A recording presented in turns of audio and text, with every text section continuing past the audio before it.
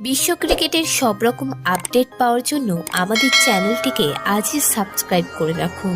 এবারের বিশ্বকাপে স্টপ ক্লকের নিয়ম চালু হয়েছে। দুটি ওভারের মাঝে 1 মিনিটের বেশি সময় নেওয়া যাবে না।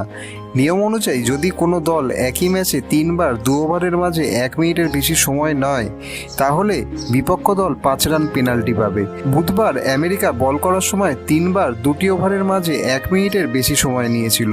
সেই কারণে ভারতীয় দলকে 5 রান পেনাল্টি দেওয়া হয়। ফলে ভারতের লক্ষ্য 111 রান হলেও ব্যাটাররা করে 106 রান। বাকি 5 রান পেনাল্টিতে পেয়ে যায় ভারত। ম্যাচে প্রথমে ব্যাট করে আমেরিকা তুলেছিল 110 রান, আর স্টিভ সিং একাই নেন 4 উইকেট। 111 রানের লক্ষ্য মাথায় নিয়ে ব্যাট করতে নেমে শুরুতেই বিরাটের উইকেট হারায় ভারত। এরপর অল্প রানে আউট হন রোহিত ও ঋষভ। তবে ভারতকে ম্যাচ জিতিয়ে ফেরেন সূর্যকুমার যাদব, অর্ধশতরান করেন তিনি।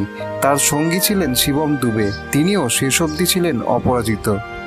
ভিডিওটি ভালো লেগে থাকলে বাংলার ক্রিকেট চ্যানেলটিকে অবশ্যই সাবস্ক্রাইব করে দিন।